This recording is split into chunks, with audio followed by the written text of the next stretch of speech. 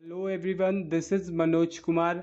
आज हम सब लोग फार्माकोग्नोसी पढ़ने जा रहे हैं, जो कि बी फार्म फोर्थ सेमेस्टर का एक सब्जेक्ट है। इसमें हम लोग आज सेकेंड यूनिट पढ़ेंगे। इस यूनिट में हम लोग जो ड्रग्स होती हैं नेचुरल ओरिजिन की, उनका कल्टीवेशन, कलेक्शन और उनका स्टोरेज कैसे किया जाता है, इस बारे में डिस्कस करेंगे। तो सबसे पहला वर्ड आता है कल्टीवेशन।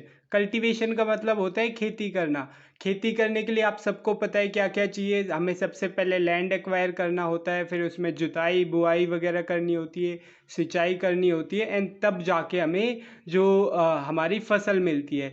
सेम वही प्रोसेस होता है कि हमें जो भी ड्रग चाहिए उसका हम लोग कल्टीवेशन कैसे करेंगे। सबसे पहले हम लोग लैंड प्रिपेयर करते हैं इसमें, एंड देन उसके बाद जो हमें क्रॉप चाहिए उसको सीड की हेल्प से ग्रो करवाते हैं।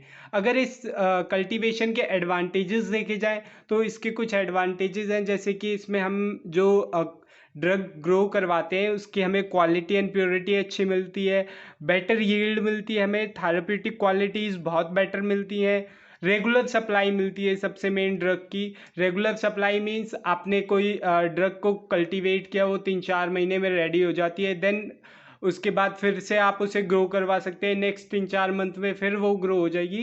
तो हमें एक रेगुलर सप्लाई मिलती रहती है। इसके अलावा हम इसमें मॉडर्न टेक्निक्स होती हैं, जैसे म्यूटेशन और पॉलीप्लॉइडी वगैरह, ये सब यूज़ कर सकते हैं।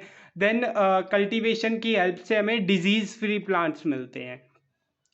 अगर इसके डिसएडवांटेजेस की बात की जाए तो कल्टीवेशन के लिए हमें कोस्ट चाहिए होता है, स्टार्टिंग इन्वेस्टमेंट चाहिए होते हैं। मींस कि हमें लैंड एक्वायर करने के लिए पैसे चाहिए, इसके अलावा जुताई वगैरह करने के लिए सीड्स परचेज करने पड़ते हैं हमें।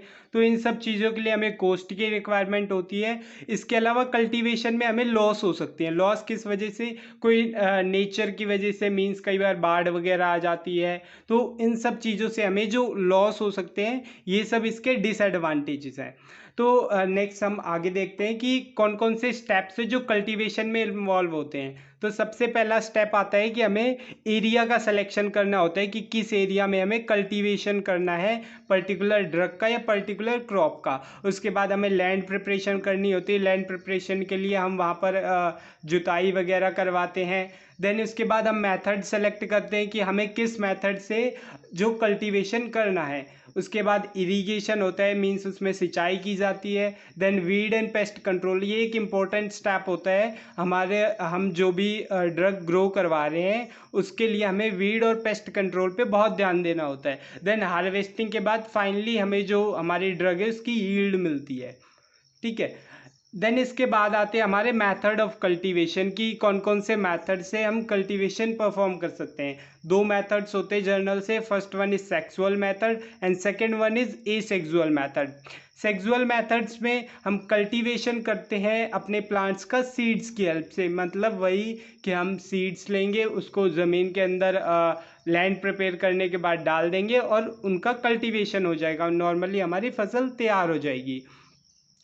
अगर सेक्सुअल मेथड के एडवांटेजेस देखे जाए तो इजी एंड सिंपल मेथड होता है, हाई ईल्ड मिलती है हमें, इसके अलावा बहुत सारी न्यू वेराइटीज़ मिलती हैं प्लांट्स की, और डाइकोट और मोनोकोट प्लांट्स जो होते हैं उन दोनों के लिए ये मेथड एप्लीकेबल है। अगर सेक्सुअल मेथड के हम डिसएडवांटेजेस देखें तो जो हमारी क्रॉप्स होती हैं वो कई बार टाइम ले लेती हैं ग्रो होने में, कुछ नेचुरल फैक्टर्स की वजह से। देन इसके अलावा जो प्लांट्स हमारे सीड्स नहीं देते उनको हम सेक्सुअल मेथड्स के थ्रू ग्रो नहीं करवा सकते। तो ये दो जो थे इस सेक्सुअल मेथड के मेजर थे। देन इसके बाद आता है कि हम सेक्सुअल मेथड को कौन कौन से तरीक़ों से परफॉर्म कर सकते हैं। तो इसके 3 मेथड होते हैं, broadcasting, dibbling and miscellaneous method. Broadcasting क्या होता है फ्रेंड्स? ब्रॉडकास्ट नॉर्मली आपने खेतों में देखा होगा, किसान कई बार क्या करते हैं, खेत की जुताई करने के बाद उसमें पानी भर के और बीजों को, जो हमारी सीड्स होती हैं उनका छिड़काव करते हैं, तो वो ब्रॉडकास्टिंग होती है हमारी। डिबलिंग होता है कि हम लोग कई बार क्या करते हैं, लैंड प्रिपेयर करने के बाद ज़मीन में गड्ढा खोद के और फिर सीड्स को उसके अंदर डालते हैं। नॉर्मली ऊपर से हम थ्रो आउट नहीं करते, सीड्स को हम ज़मीन में गाड़ के सीड्स को ग्रो करवाते हैं, तो वो डिबलिंग होती है हमारी। एंड मिसलेनियस में होता है कि कई सबसे पहले हम लोग नर्सरी बेड रेडी करते हैं, जो भी हमें क्रॉप ग्रो करवानी है उसका, और फिर जब वो नर्सरी बेड में उन प्लांट्स के छोटे छोटे पौधे हो जाते हैं तो उनको खेत में ले जाके ग्रो करवाया जाता है। देन इसके बाद आता है हमारा second asexual method. Asexual method में हम क्या करते हैं, जो प्लांट का वेजिटेटिव पार्ट होता है उसको कट करके और एक ऐसे एनवायरनमेंट पे प्लेस कर दिया जाता है जिससे कि वो पूरे न्यू प्लांट के रूप में डेवलप हो जाता है। इस मेथड के भी कुछ एडवांटेजेस हैं। सबसे पहला एडवांटेज ये है कि जिन भी क्रॉप्स का या जिन प्लांट्स के सीड्स नहीं होते उन प्लांट्स को हम एसेक्सुअल मेथड्स की हेल्प से इजीली ग्रो करवा सकते हैं। इसमें भी हमें हाई यील्ड मिलती है और हाइब्रिड प्लांट्स को भी डेवलप किया जा सकता है। इसमें जो क्वालिटी है प्लांट्स की वो भी इम्प्रूव की जा सकती है। तो ये इसके कुछ एडवांटेजेस थे। अगर डिसएडवांटेजेस की बात करें तो हमें एसेक्सुअल मेथड कल्टीवेशन का परफॉर्म करने के लिए हाई स्किल्ड पर्सन्स की रिक्वायरमेंट होती है, टाइम कंज्यूमिंग प्रोसेस होता है ये एक। और जो सबसे मेन डिसएडवांटेज है इसका कि इसमें जो प्लांट्स होते हैं वो सभी होमोजाइगस नेचर के होते हैं। तो इसकी वजह से क्या है कि अगर कोई सिंगल पेस्ट भी हमारी कल्टीवेशन जो हम कल्टीवेट कर रहे हैं प्लांट्स पर उन पर अटैक करता है तो वो एक सिंगल पेस्ट पूरी प्लांटेशन को डिस्ट्रॉय कर सकता है, because the plants are homozygous in nature.